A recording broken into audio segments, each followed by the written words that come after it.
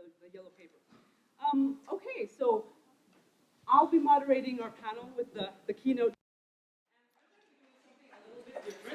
They're going to be in conversation with each other. So I'm going to read their bios and then, turn it over to them. And afterward, we can have a conversation with the rest of the room. All right. So we're going to I'll start with Cece McDonald. Cece is a Minneapolis-based prison abolitionist and trans rights activist. She spent 19 months in a men's prison for defending herself against a racist and transphobic attack that occurred near her home in 2011. Both local and national groups and activists rallied around McDonald's case, bringing national attention to violence against trans women of color and the particular institutional violence posed by gender-segregated incarceration. The story resonated with actress Laverne Cox, who has been outspoken on issues of violence against trans people, and in 2016 she produced and released Free Cece, a partially crowdfunded documentary directed by Jack Harris. The film follows McDonald over a period of 3 years, from her incarceration in 2012 to her release and the aftermath. Okay, that's why I'm not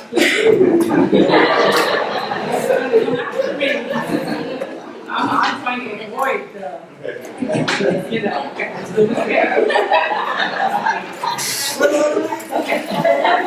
McDonald, like a period of 3 years, from incarceration in 2012 to her release and the aftermath in 2014-2015, including an interview with Cox in jail and her continuing advocacy for trans people. McDonald delivered a powerful critique of the prison industrial complex in conversation with Melissa Harris Perry following her release, and later that year was awarded the Bayard Rustin Civil Rights Award by the Harvey Milk LGBT Democratic Club. In 2016, McDonald teamed up with fellow prison abolitionist Joshua Allen for their Black Excellence Tour, and she continues to travel, speaking against prisons and raising awareness around violence against trans women of color.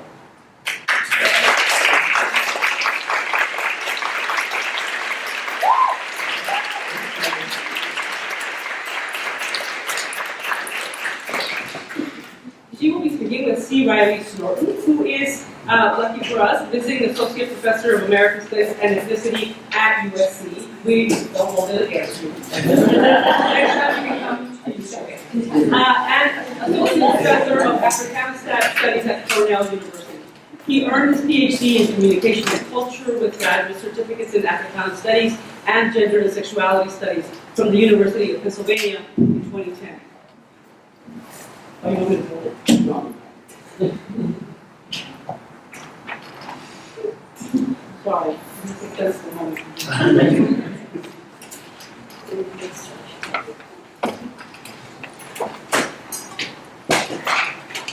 Yeah. Okay. Sounds good.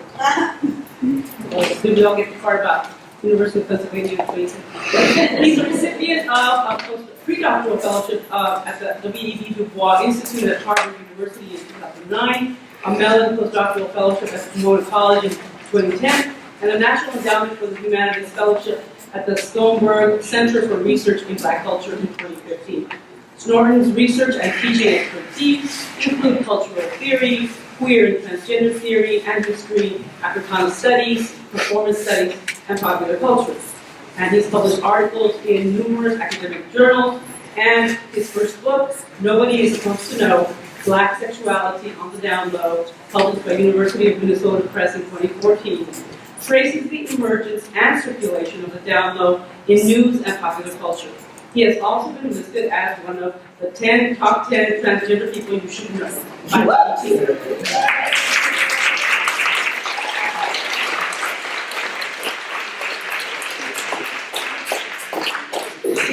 So I want to thank the organizers and really profoundly thank CC for being here for the conversation.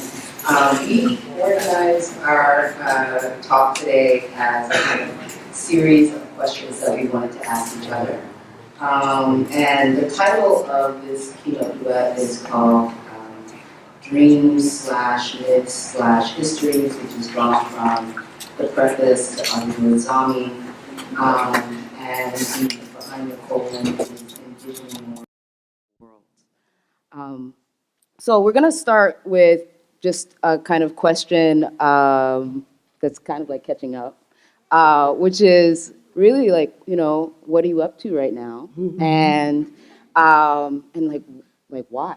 Why are you up to what you're doing?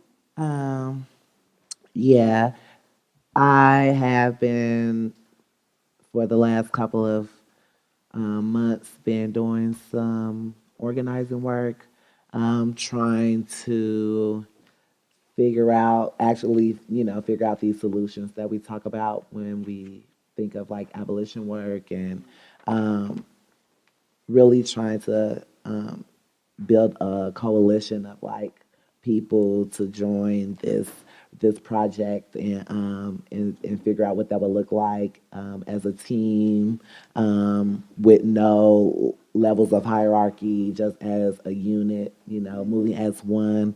And that's kind of hard because sometimes, egos and things can get in the way, and that can be unfortunate at times. But with somebody like me, I'm just like zero tolerance of people's bullshit. Like zero. So I'm always being called out for being a bitch, for being a boss, you know what I'm saying? Or for recognizing when something is wrong, or, calling people out, and that's important with organizing work. I don't think a lot of people feel like they have that in them to, be, firm and fierce, in a sense of figuring out what justice looks like fairly for everybody. So beautiful. Yeah. So a lot of organizing work. I'm doing the Black Excellence Tour with my best friend Joshua Allen. Yes, Yeah. and we are facilitating workshops and keynotes, talking about our intersectional lives and what it is to be Black and trans and queer and gender nonconforming in a society that's hella biased, hella gendered, and doesn't allow for people to exist in a gray area, in a world that's constantly telling you that everything is so black and white. And we all know that that is false. That not even that it's gray, but it's colorful as fuck. You know what I'm saying? Like there is so much in between black and white. For people in society to think that everything is so monoscule in such a way. Um, I'm trying to just be the best of me possible. I think that a lot of people misconstrue my life and really think that I'm a celebrity. And I have to tell people all the time that is not my life. Unfortunately, being Black and trans is still a thing. You know what I'm saying? And I think people have latched on to this idea of seeing, or thinking that, all trans people are successful because they see trans people in the media, and there are so many of us on, in the background who still struggling, dealing with homelessness, dealing with uh, having no work, and that's a real problem in with trans women of color. Um, and so I'm just really trying to like survive and thrive and, get my coins and eat some food and, pay my rent. And that's important. So, I'm just out here struggling. And it's really hard when you are an abolitionist, and you do abolitionist organizing, because a lot of people don't want to fund radicalness. Like a lot of people like that mainstream, mainline liberal bullshit that that really doesn't solve an issue. It just give a facade that things are working, and we obviously see that that is false. We have a literal terrorist in the White House, so no, he is. I don't think people really grasp how dangerous this person is, right? Right now, it's the little things like your health care, the rights to your body, where you live, and then it's gonna get bigger. So, I'm also hella fucking militant, so I'm trying to start an army. Yes. Let's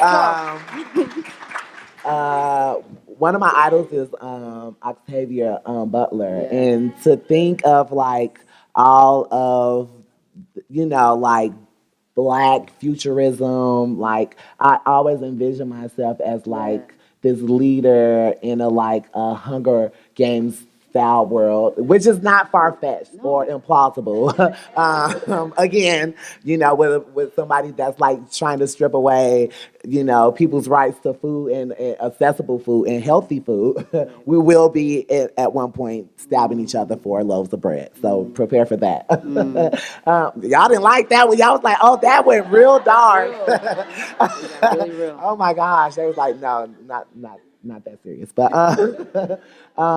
yeah, I'm just out here, being me, living my authentic life, being a badass organizer, black, beautiful diva goddess. Um, breaking rules and just these deconstructing these institutions of oppression. All right, well, we're done. No.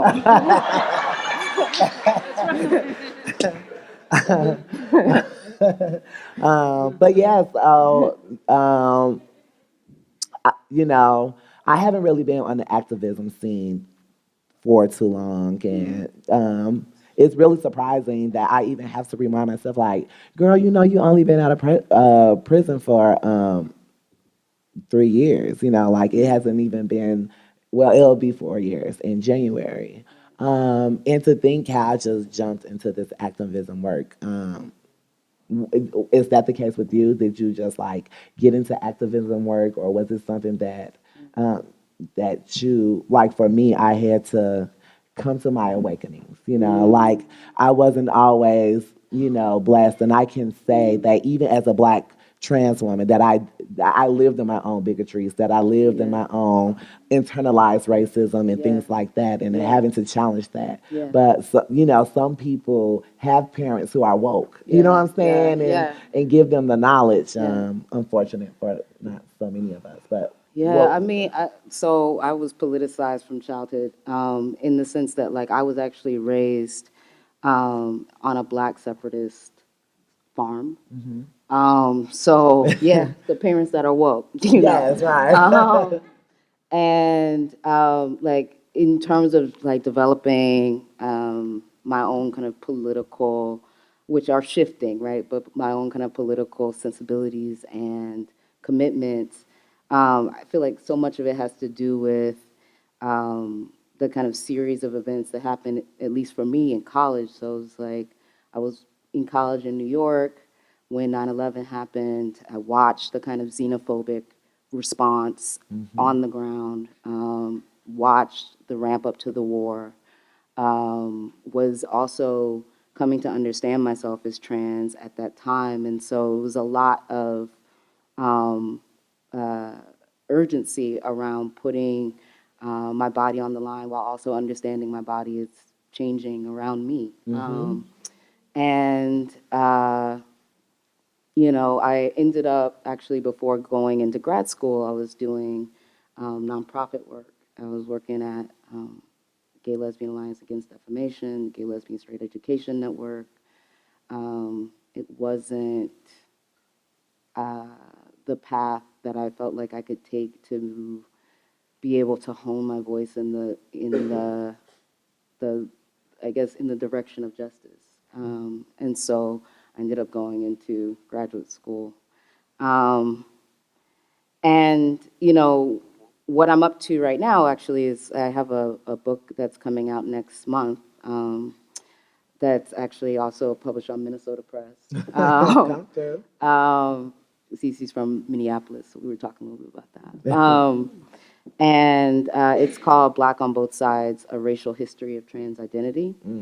And And so the book, in the writing of it, some of it was written at the Schomburg in Harlem, but a lot of it was written in small town Ithaca, New York.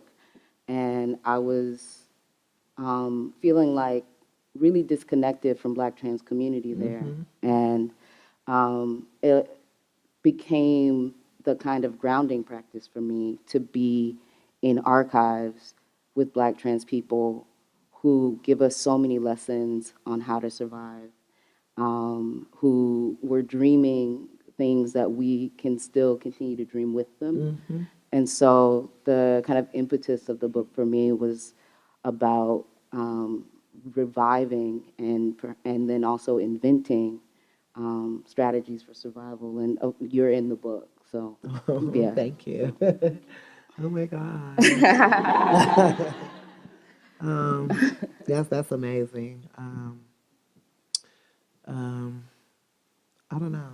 You want me to? Yeah, So it's the love note will continue because my first question is actually about the fact that along with Kai Green and Trevor Ellison and Matt Richardson, we edited recently a special issue of Transgender Studies Quarterly, the special issue of Blackness, in which your letters were published, and it was such an honor to be able to publish your letters from prison. And, as the kind of introductory note suggests, it says that, we have to regard that writing as part of the Black radical tradition alongside folks like Angela Davis, who have given us so many tools for living. And I just wanted to ask about what were you, like, if you could bring us into the moment of what was inspiring you around your letter writing practice, how you feel about them as they circulate in the world now. Are there things that have surprised you about people's reactions or resonances or stories that people have brought back to you? Yeah. I mean, at the beginning, so when I first had got incarcerated, and one being a person who has struggled with the acknowledgement of my mental illnesses, right? So when I was immediately put into solitary confinement, I was faced with that head on, like instantly. And actually, the first letter that I wrote was a letter, that I had wrote to the Star Tribune, which is the newspaper of Minnesota. And in that letter, I had said that I wasn't the person who had stabbed Dean, which then became evidence in my case. And that had detoured me for a minute because I was in denial about a lot of things, right? And so when I was put into solitary confinement and after writing that letter, people started to write me. Nobody knew about this letter. Nobody ever, I don't even know if they ever even published the letter. But somehow the state knew about it. So I'm assuming that they either contacted them or they knew in some way. Or maybe Star Tribune did, publish the letter. I wouldn't know. I wasn't really had access to news or media because when you're in solitary confinement, you're literally only out your room 1 hour a day. So you don't get access to TV. You don't get access to the news that's happening around you. So if it was printed or, I wouldn't know. But anyways, people began to write me and started to tell me how much they saw strength in me and how much they saw leadership in me and how much they saw all of these different qualities in me. And I wasn't really seeing them in myself. I was really confused as to why people were supporting a Black trans woman who just murdered a white man. How are You know, that was the headline. That was my life. That was every headline. You know, the black trans woman that murdered the white man. And so I couldn't find pride in that. I couldn't find my strength in that. I was literally beating myself up for surviving because of what I felt and how I grew up and my ideas about human life and the ways in which I value human life and the way that I just value people and just the world and all of that. Like I was literally that kid. Now, mind you, I grew up in the hood, and like if you grew up in the hood, you know about roaches. You know what I'm saying? I used to get in trouble for not killing roaches. I felt like that wasn't my job. You know what I'm saying? Like they're minding their business. You know. When you get older, you do realize that they have germs and all these other things. But, you know, as a kid, I'm like, you know, I was really fascinated with, you know, life. And so, you know, I used to go outside and feed the ants in front of the house, little pieces of candy and stuff like that. So I was very like the person who appreciated and adored and acknowledged and respected life, all life, human life, insect life, whatever, doesn't matter. So to have to now be faced with, you know, you killed someone was really hard. You know, that's like something really hard to digest at the end of the day. It still is for me. And to see these letters, you know, from people saying that, you know, it was nothing wrong with defending yourself. It's nothing wrong with seeing value and worth in yourself and in your life and protecting yourself. And then at that time, the Trayvon Martin case happened. And two other significant cases happened, literally all in 2011. So it was mine. It was Trayvon Martin's. It was Marissa Alexander's, and it was Kai Peterson's. Is anybody familiar with Kai Peterson? So Kai Peterson is a black trans man based out of Georgia who is now incarcerated for defending themselves during an act of rape. And the person died, but the way that the system had demonized Kai and criminalized them in such a way was disgusting, even going as far as saying that it actually wasn't a rape, it was a robbery gone wrong. And so the ways in which those things affected me. Also, at that time, I was in contact with folks from Virginia who were working on the case of a black trans woman that went missing there and still is missing.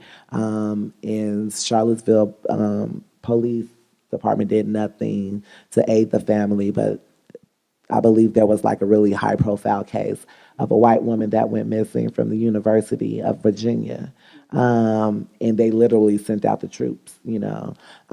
So as I'm receiving these letters now, keep all of this in mind. As I'm receiving those letters and these significant events were happening around me while I was incarcerated. Now people are sending me reading materials. Now I'm reading The New Jim Crow. Now I'm reading Our Prisons Obsolete. Right. I'm reading Audre Lorde. Yeah. I'm reading Leslie Feinberg. You know what I'm saying? Yeah. I'm reading about my ancestry. I'm reading about my legacies. I'm reading about my black history, you know. The ways in which trans and queer people weren't highlighted in the Black Panther Party, but definitely were there.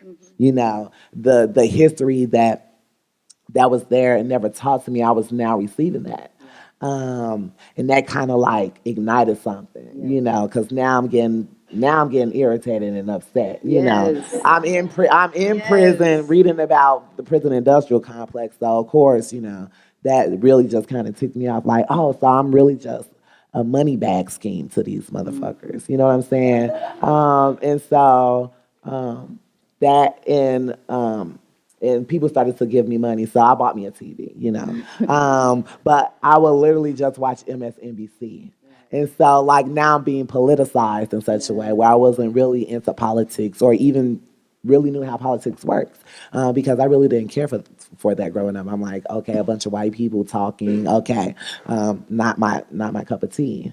No pun intended, but but but knowing that the personal is political, I had to invest some of my time in knowing, who are these fools deciding what happens to my life. You know what I'm saying? And that's how everybody should wake up in their everyday lives. How are these fools deciding my life? And you know, I've always so in context. I'm a rewind. So when I was a youth, and my mom, really didn't believe in whipping us. You know what I'm saying? Which most parents don't beat your kids. Like that doesn't solve anything. So instead of beating us, my mom told us that we couldn't watch TV and we had to read books. Now I was a scholastic freak. Like I literally had every scholastic book you can think of: Goosebumps, Babysitter's Club, anything, any and every book I had. I literally gambled to win money. Y'all remember going to school and you can order your books in a little school? Yes, I had every book. Because I was a bad kid, so I was like, I might as well stock up now. So, I had lots of books. And I feel like I am an envisionist. I feel like I am an empath. And I feel like a lot of us are, but we don't tap into that. And the funny thing is, and I don't tell people this a lot, but I'm dyslexic. So I had a really hard time reading. It was frustrating for me. It still is to this day. Mixing up letters and shit, that it really, threw me off. But those words would like jump off the page and like take me to different places. And I felt like it was real. And so, literature and reading and writing was just a part of my growing up. I think that was probably one of the best things I was good at in school was, literature. And so I guess that kind of came out during that time, being frustrated, seeing everything that was happening around me, being politicized, being radicalized, coming to my awakenings, going through this journey. It was like, how am I not documenting this, in some way? And I just started to write, and I just, whether it be responding to some of the letters or I was communicating with a lot of the prisoners, so I would write them. A lot of people, through the, amazing work of the CC Support Committee, like there was not a time where a person wasn't like writing me or keeping in contact with me. And that just motivated me to write. And so then when they created the Support CC web page up, I said, can I do a blog?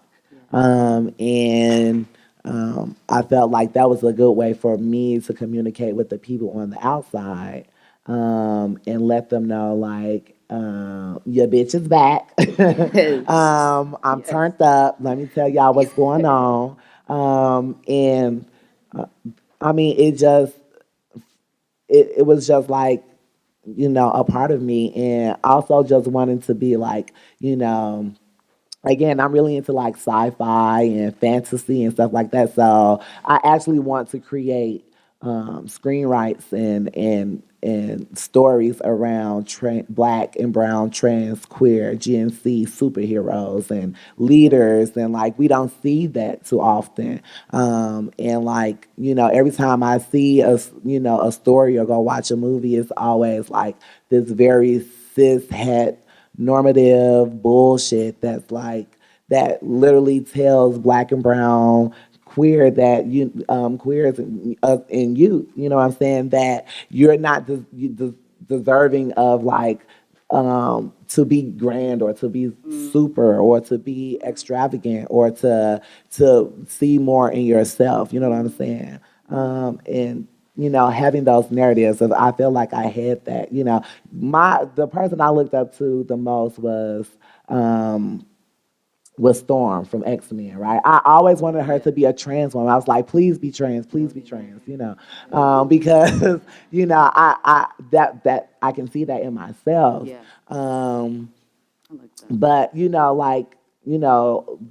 having that and wanting that kind of like motivated me to write. And hopefully I'll be working on some things in the future. I'm not gonna say what, but I'm definitely working on some projects, stories and stuff. Wow. There's so many questions that are percolating for me from what you were saying. Yes. Um, I guess I want to pause where you were just finishing up around like Afrofuturism. My mind is kind of on fire thinking about like a trans woman storm changing the weather. That's like absolutely Yeah. it. But I want to kind of just pause a little bit and talk a little bit through all the ways that you feel like radical imagination speaks to your life work, right? Because so you were talking about it in terms of art, but even in the when we started the conversation, you were talking about like defining what abolition looks like, and that takes radical imagination as well. So, can could you talk a little bit more about like what is this radical? What are the radical imaginaries, whether ones that you're borrowing or ones that you're generating that relate to your politics and I think there are different things that shape my ideas. Um, the actual things that happen, not just to me, but to people in history, right? I remember reading Asada Shakur biography, and the part where she was talking about she was in the men's prison. yeah, And I felt like when I read that like her soul jumped into mine or something. yeah, And that I was in that place, but I was really in that place. yeah, But it was like I was at two places at once. Um, here and there. You know yeah, what I'm saying? That's time travel. yeah, You know what I'm saying? right, To read about, you know, Miss Major, Marsha P. Johnson, Sylvia Rivera, in a time where it was literally illegal to, you know, identify as the person that you are. That, if you were caught with three items that was presumed to be something of another gender, that you were thrown in jail. And to hear her talk about the stories of how they would, as she would say, she would have a bag, and she would have to run down the street and leap over cars and take off a wig and have a change of clothes and do yeah, this and do that. And it's like I think of like Foxy Brown, or like one of those what are they called, black exploitation films, yeah, where it's like, get down sucker, like I see that, but that's history, you know what I'm saying? And to think about like how nonfiction and fiction are somewhat the same thing. You know what I'm saying? That we're all having like these human experiences, but I see, this world, this universe in a multiverse, as like one, and so I think like having imagination. Even when I was locked up, one of the things I don't, okay, y'all, don't judge me. But okay, so when I was locked up, I would literally be like, oh, I just wish like a comet would come down and it has some type of like gem or crystal in it, and it comes literally in my room.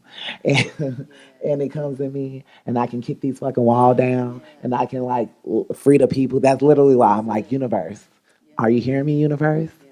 I know it can happen. I watch Steven Universe. I know it can happen. So, having that imagination. And you know what? I grew up in the early '90s, so I had like the original Power Rangers. I had, the old X-Men cartoon, and I don't know if y'all remember like the Beetleborgs and VR Troopers, but it was those were things they existed. And trust me, they're on Netflix if you want to check them out. But to have that and to grow up with that, and again to not have any representation of you in that. You know what I'm saying? So all I had to grow up, was to create these ideas of, this world, both fictionally and non-fictionally. Because sometimes you have to navigate society through a non-fictional lens, so that for me, so I wouldn't kill myself. You know what I'm saying? And for a lot of people, it's an escape to not have to deal with the fucked up realities we have to deal with on a day-to-day basis. To have that imagination, to need to go to somewhere safe, to feel like you have some autonomy somewhere. You know what I'm saying? And that's what's important about you know not just you know generating imaginations, but borrowing them. Thinking about your ancestors. Think about, that they thought about the same things that we thought about on a different level or in a different way. And that's important. Yeah, it's like there's the kind of final chapter in the work that's coming out is a timeline and a narrative around Philip Divine, who is frequently made invisible in relation to the Humboldt killings, which Brandon Tina is perhaps the person who is um, um, most talked about in relation to that. And one of the things that was really clear to me in an archive that was basically like a true crime story novel that was about Brandon Tina, but had 2 chapters about Divine, and a film that mentions Divine, was that I was gonna have to do some imagining to bring humanity and to restore what it was about Divine that is so critically important for us to understand how anti-trans and anti-black violence work in relation to each other. And so one of the areas that I went to was poetry. So it was moments where I don't know a lot about Divine's childhood. I go to Nikki Giovanni and talk about her experiences of Black childhood.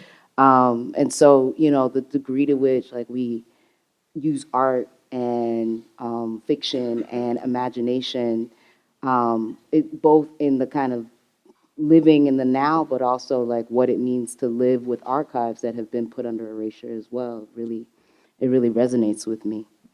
Um, I feel like I want to just double check because is this We're good.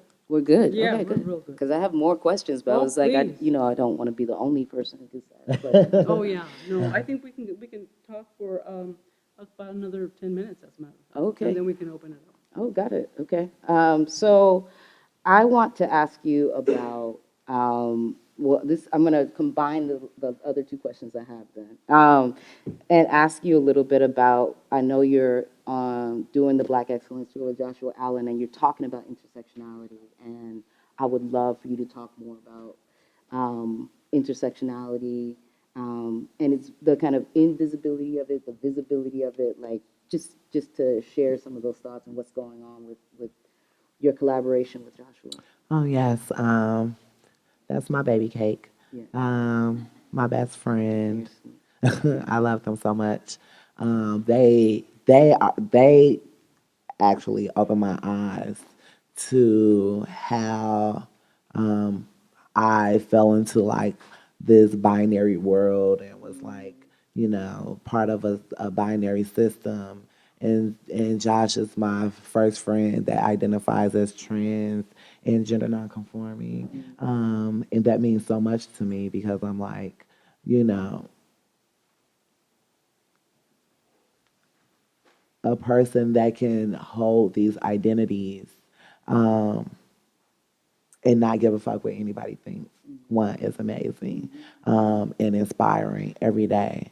But for me to see them and have to actually challenge the binary, even for myself, within myself, and say, what is gender now again? And I think that, working with them and having conversations with them have brought me to a different understanding about the ways in which I even have privileges and have to interrogate them.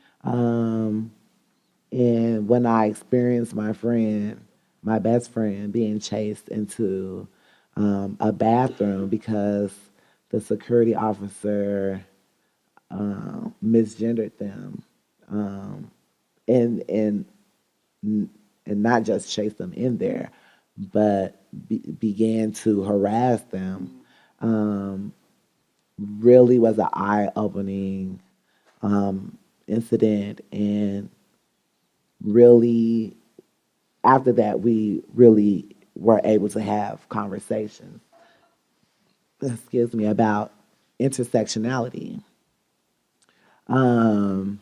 And when I realized that intersectionality and the realizations that our lives are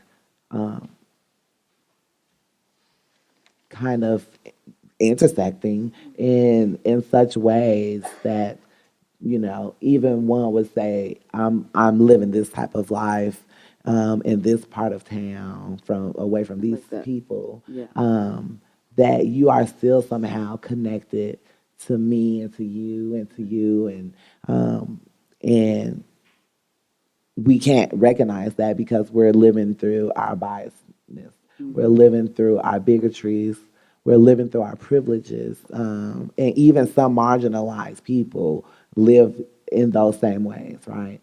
Me having to grow up and have to deal with like transphobia and trans misogyny and misogyny from other trans people, right? Having to deal with anti-blackness from my family, to have to live in a society where everybody. I hate that people even think that there is a middle class that doesn't exist. I want y'all to understand that there is no such thing as middle class. You're either poor or you're rich. There's no middle ground. People are literally working two and three jobs to maintain a middle class lifestyle, and that means that you're poor.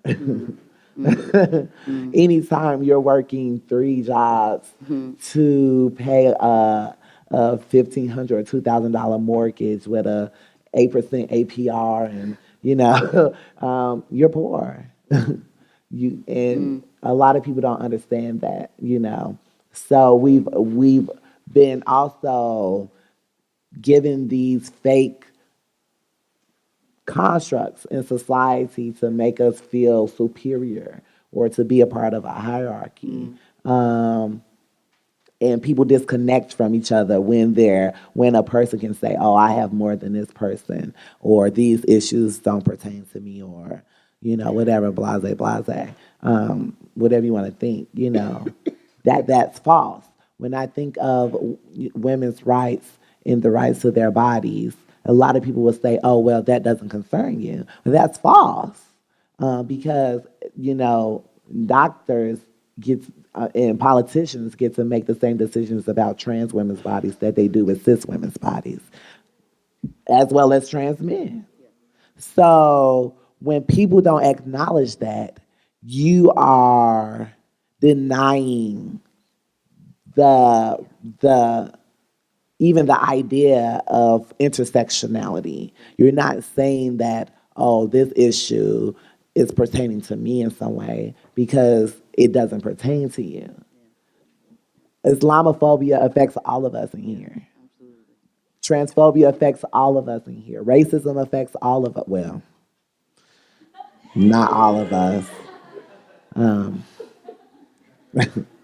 unfortunate. But I really want people to understand. And with the Black Excellence Tour, that's what we try to get people to understand. Now, specifically with the Black Excellence Tour is, you know, white people cover your ears. No, I'm just playing. No, I really like to save dialogues about Black issues that I usually like to save those conversations for like just Black people. But I can say specifically that, you know, I feel like with the Black community, the cishet Black community and the FOTEPs, that that this narrative that Black, that trans and queer and Gen Z and intersex folk don't exist within Blackness. When I look at FOTEPs and they say shit like womb man, you know, that's WOMB, that denies the right of Black women to both trans and cis to their bodies, right? Because not all women are able to conceive and to carry children or want to. And so these narratives are very detrimental to the existences of those identities.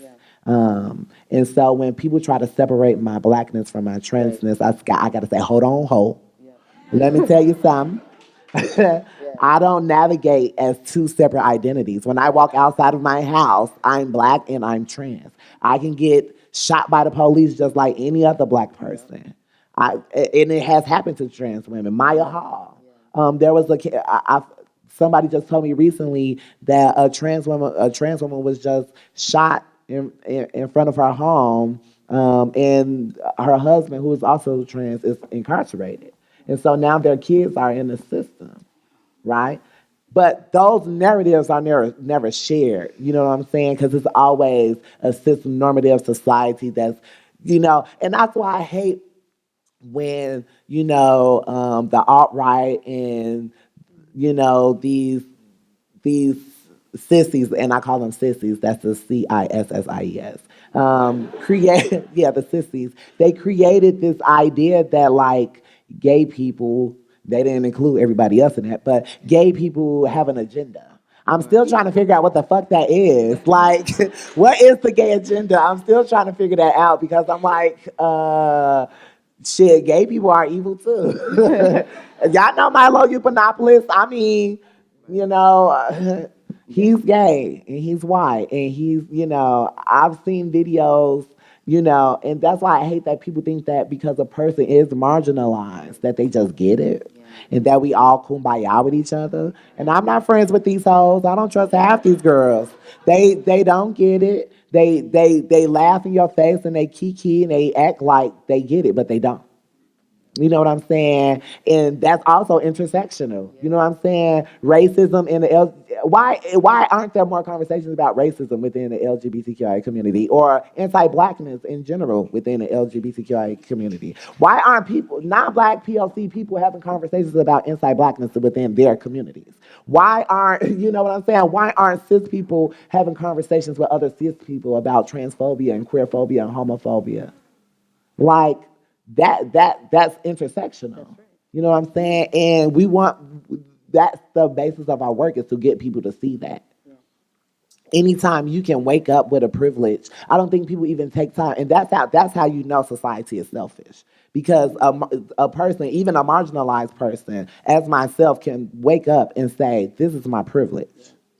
So if you're so selfish as to can't go and recognize when you have male privilege, when you have white privilege, when you have cis privilege, when you have cis passing privilege, when you have class privilege, when you have Did I say race privilege already? Well, I'm gonna say it again. When you have race privilege, you know what I'm saying? That if you're not challenging that, then there is no room for intersectionality in your life. There, you can't even challenge the idea or theory on that. You know what I'm saying? So for me to have to wake up and be black and being trans and still have to say, damn, you know what? I do have a privilege. I even get to sit on this fucking stage and have somebody record me that I'm sure lots of people are going to watch. Now, I could have sat up here and talk about, you know, what new reality TV show I was going to be on or whatever, but no, that's not my life and that's not my narrative. Well, not yet.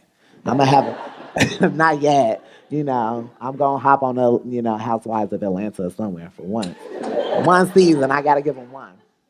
But I just feel like I think people take life as a joke. Even when they think that they're serious or when they think that they're woke, that they're very much asleep and they're very much a clown.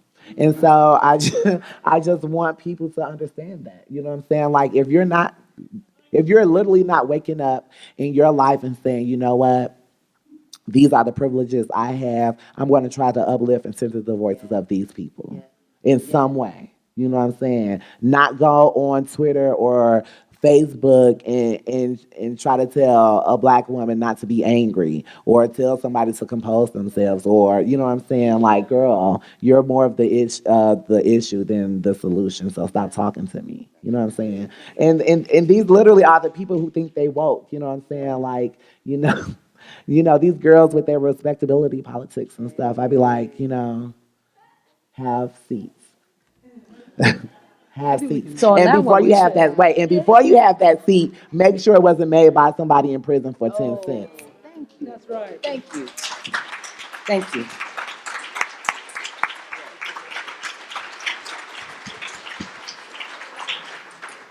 I think I went over 10 minutes. It's all right. It's all right. It's all very inspiring, and I'm taking a lot of notes. But I'm sure that people have comments or questions that they would like to jump into the conversation with. So we'll just open it up to the floor and see who wants to start. I know it's like intimidating.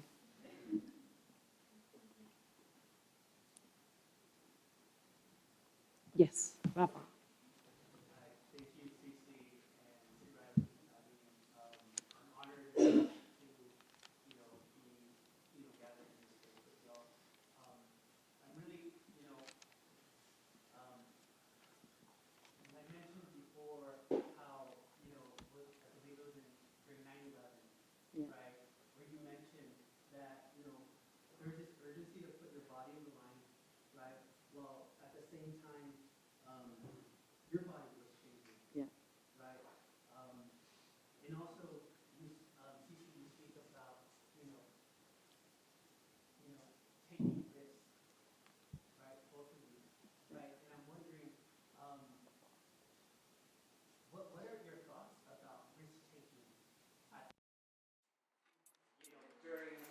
In this idea of dismantling, hate, under this administration.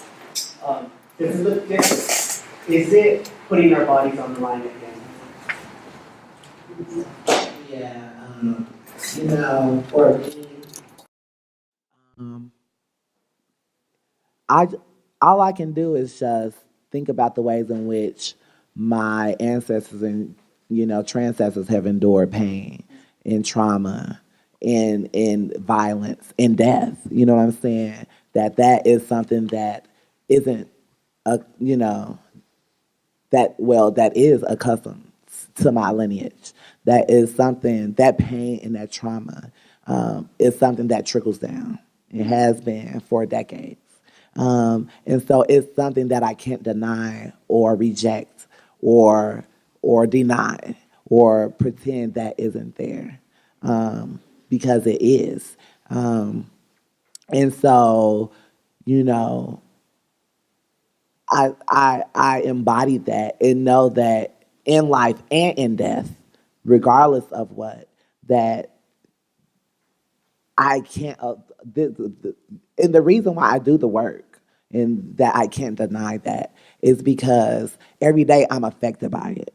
So it's kind of like something that is involuntary. You know what I'm saying? It is something that isn't really a choice. again, every day that I walk out my house, I face death. You know, when I see trans women of color being murdered, you know, every day, you know what I'm saying? How can I not think about death? You know, I tell people all the time, like, I at a point in my life where I have come to grips with death. We all have to die at some point. You know what I'm saying? I think a lot of people are in denial about that, you know, and that they live through fear because of that. And I can't live through fear. I can't live thinking about the the wouldas, shouldas, and couldas. You know what I'm saying? I can't fathom me just sitting back, right, knowing that the violence is going to happen anyways. So why not confront that head on? Why not say fuck it and literally go against that and say that in life and in death that I did my job. That's all. I'm only carrying the torch what people were already doing, you know, and what type of pain did they endure? You know what I'm saying? Like I said, there was a point in time where it was illegal to be trans. So I have to embody that. You know what I'm saying? When I think about my ancestors on slave ships, I have to embody that. I can't just like think that that didn't happen. And of course, that's what society wants. But I have to endure that. I have to embody that and know that these people didn't die in vain, and neither will I. Yeah. Awesome. Yeah. Oh, Yeah, I mean, there was so much that all I'll say is that I think, and maybe this is part and parcel of the kind of title of this conference and the gathering, is that like I think about risk and I still do organizing work, but I also think about risky ideas in the realm of scholarship, and so to me like. Um, I'm there are certain debates I'm no longer invested in because part of what I'm interested now in is like writing toward like liberation. And so like that becomes the context for like trying to think about what kinds of projects I want to pursue and how I want to do the work. So go ahead. Thank you both so much for this conversation. It really is an honor to be here. And actually, my question follows up on ideas and how you came to abolition, because it's really not necessarily something that someone who has survived, either is a person or state bodies would come to, right? Like that's not something that necessarily happens. So I'm wondering how that became part of your work, the life work, the job that you just sort of described that you feel like you have to do. I don't know. I think I've been a risk taker growing up. I grew up in a very, I guess, like assimilating Black Christian family, and I was literally called ghetto growing up because I was loud, I was obnoxious, I was just out there, and I was a risk taker. I wasn't scared to confront people. I wasn't scared, like I I listen to stories of all the time of like trans and queer and Gen Z, folks who were like bullied growing up. And like I tell people all the time, like, yeah, I was bullied at one point until I cracked somebody in their head and they kind of got the point. Like, like you can't pick on everybody, right? And so, I think that a lot of and that's because a lot of trans, queer, and Gen Z folk, a lot of us know that like the violence that our bodies face come with a different type of repercussion. You know what I'm saying? That the retaliation that cis folks, try to inflict on us is extreme, right? I mean, we see this when we look at murders of trans folk, right, all the time. And we know that that's because, or in most parts, because they're trans. And so I had to go through life saying like, if somebody give me bullshit, I can either walk away from this or I can punch them. You know what I'm saying? And I felt that the response that I got from punching people for for trying to bully me has been greater. So that's where my risk taking came from. Is like literally punching on nasty cis men for being nasty cis men. And so. But when it came to my work, and I had to tell somebody last night, like organizing work is definitely dangerous. You know what I'm saying? Like we know that there are people who are in prison, political prisoners who are in work. I mean, who are in prison for doing the same organizing work that I'm doing. You know what I'm saying? And envisioning the same type of world that we're envisioning. And so, like, I think about the ways, and those people were risk takers, and how I want to embody that too. Like, I want to burn down, chemical testing labs. I'm like, how can I do that? You know what I'm saying? Actually, but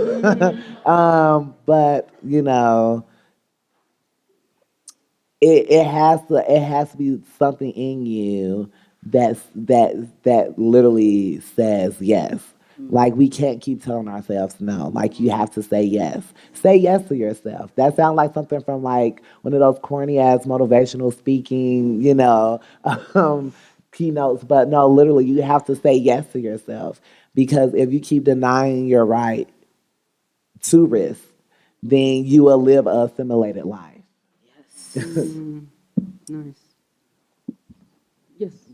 That's it. I'm like, denying your right to risk, you will live in a simulated life. That's it. Yeah. Wow. Yes.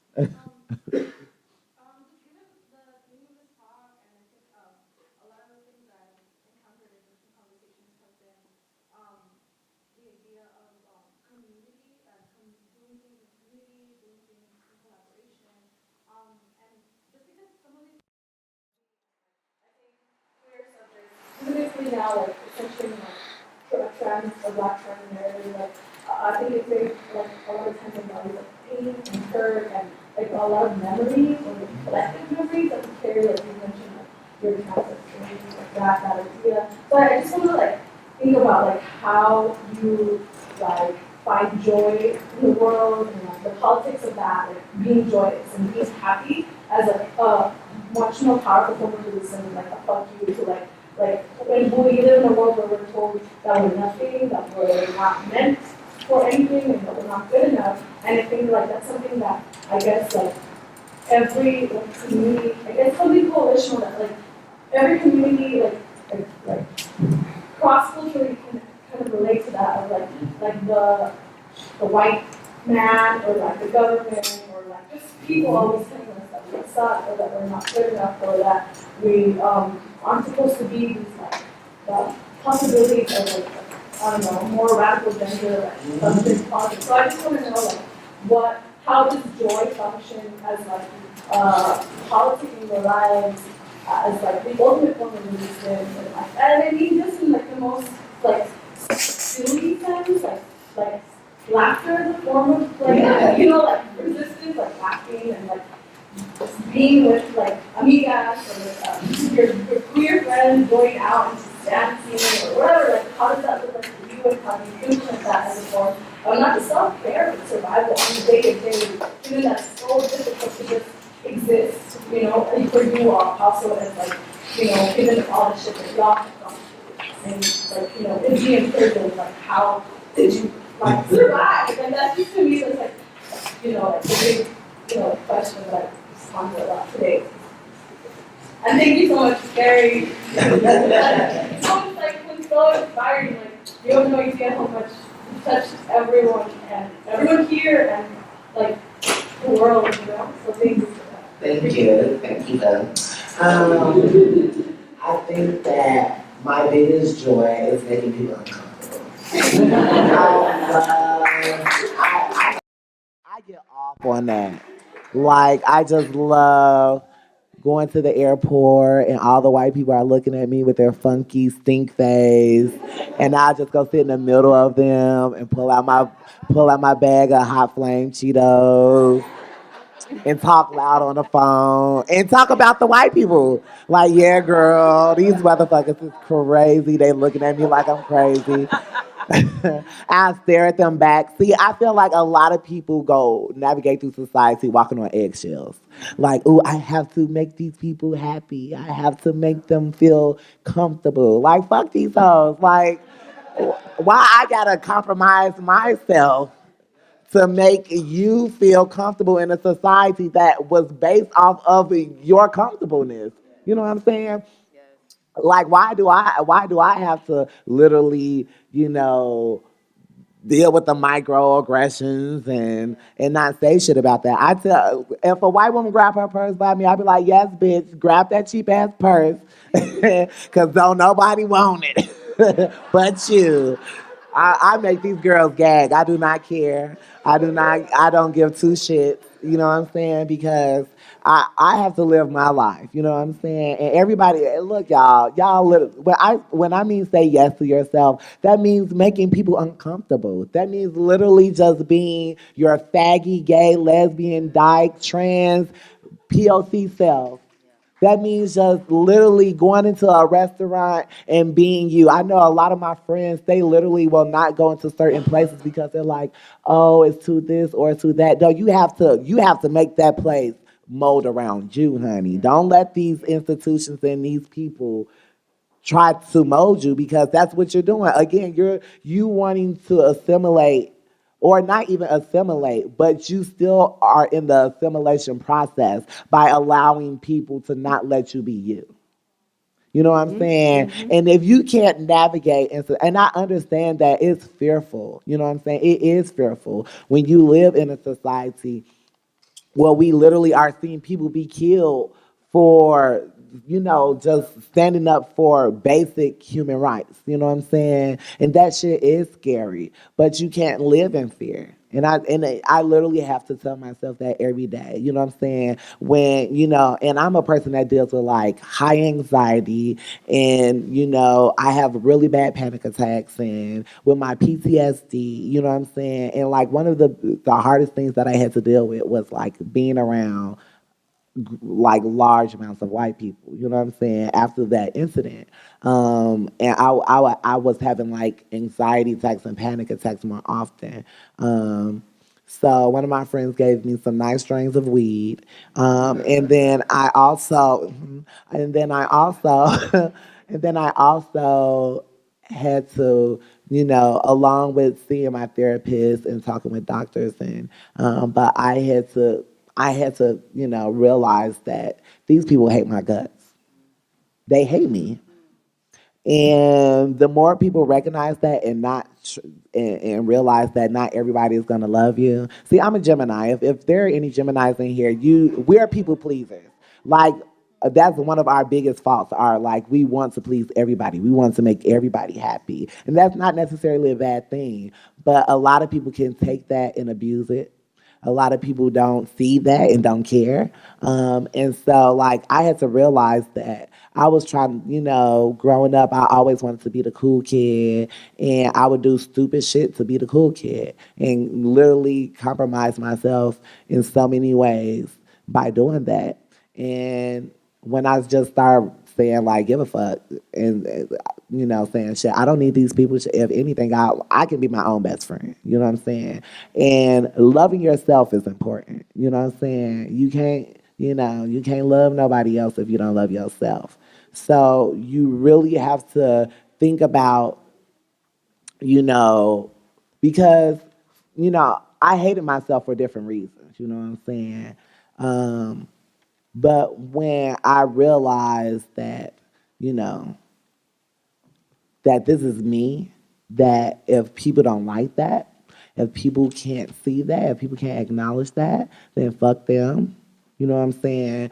I had to realize that I had to live for myself more and not for other people.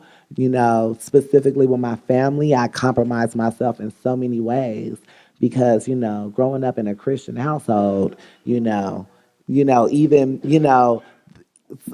not even just being trans, just mental health itself was deemed demon possession. So it was like I can't even talk about my mental health, let alone me being trans, because then they will literally think I'm Satan, which is probably not even a bad thing because the God I know is a victimizer. So, that was a deep read. I know it was. I was like, I mean, no. If you go to the Bible, this white man was asking these people to kill their kids, give up their foods, live a lifestyle they didn't want to live. Like that is a victimizer. That sounds like a cult leader. And so, uh, um, so yeah, I had to live for myself.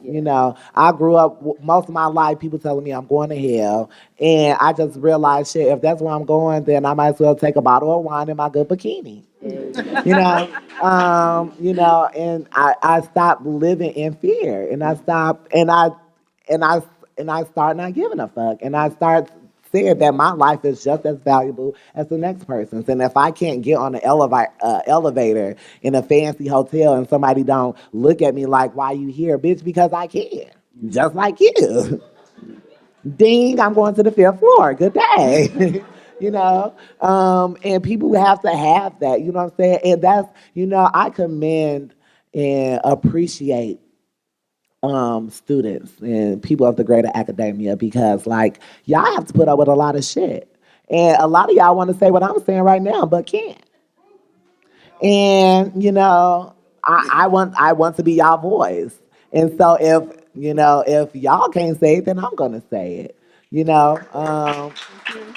and that's sad that y'all can't say it. It's sad that anybody in any institution have to mold their lives and compromise themselves due to, these racist, xenophobic, capitalistic, and very toxic institutions, and that y'all have to embody that, and y'all have to challenge it in a different way. But y'all have, and also not get sick from it.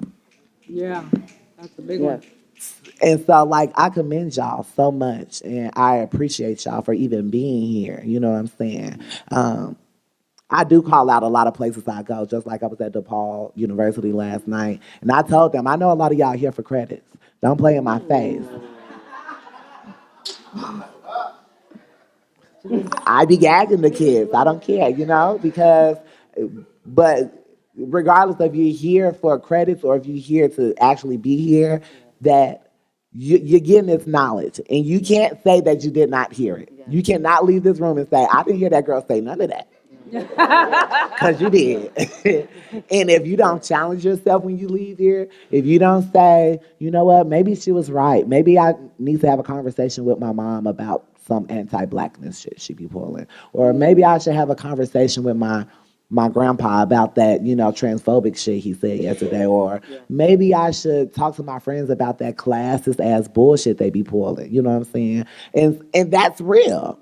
A lot of people don't do that. They literally be like, oh, Cece was amazing. And they go lay in their king size beds and pull over their plush down duvets, and they dream about their trust funds and say, I'm sleeping comfortably. And so, yes, if that's any of you, because a lot of people are like, damn, she just told my whole life story, dang. But no, like, my joy comes in just living authentically and not giving a fuck. That's literally has to be the basis of your life. Actually, hashtag I don't give a fuck needs to go viral. People need to center themselves, center their communities, center their spirits. Don't feel like you have to conform to any idea or ideology. Live your authentic life like I'm trying to do. And then you'll feel just like I'm feeling. You will literally be like, oh, now I get what Cece was saying. You smile more. And let me tell you, right now I'm homeless, I'm jobless. My aunt just died of cancer. Like, I have a lot of shit that's going on in my life. You know what I'm saying? And I can literally be letting that shit in me up. but organizing work, making people uncomfortable, living my authentic life is keeping me here, it's keeping me present, it's keeping me sane. You know what I'm saying? And also weed. And so, and so, yeah, because Big Pharma got it out for y'all. I'm going to tell y'all that right now. Just just just think about this. Just to be like, damn, if Cece is that happy, or at least she's presenting to be that happy, I want to at least present that happiness too. You know what I'm saying? And so, like, you just got to say fuck it and say yes to yourself. Say yes. Just do that, and I guarantee you, you're gonna start hitting people in the face. You're gonna. You're gonna be making America indigenous again. It's just gonna be amazing. I love it.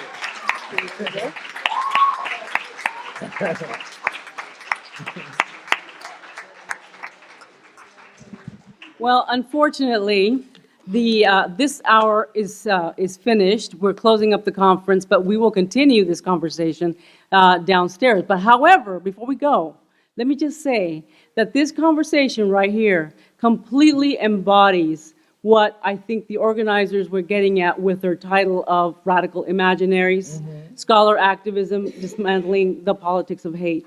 Because that activism that you're talking about, right, involves engaging your radical imaginaries, engaging radical knowledge, and taking radical action. Yes. And without those three steps, you're not going to really be doing scholar activism. And I really loved how real you kept it in terms of what that activism looks like, starting with just get out the door. Yes. Get out the door. Take risks. Yes. Right? Don't give Tell a your fuck. schools stop investing in prison systems. And punch back. Right, exactly. Right, and we can punch back physically, and we can punch back with our minds. Exactly. And with our research, and with our scholarship. And so this has just been tremendous. You have really set everybody on fire here, both of y'all. Thank you. Thank you so much. Yes, thank so you, we'll- Riley. We're going downstairs to Wolfgang Puck to have more food and to continue the conversation. Thank y'all.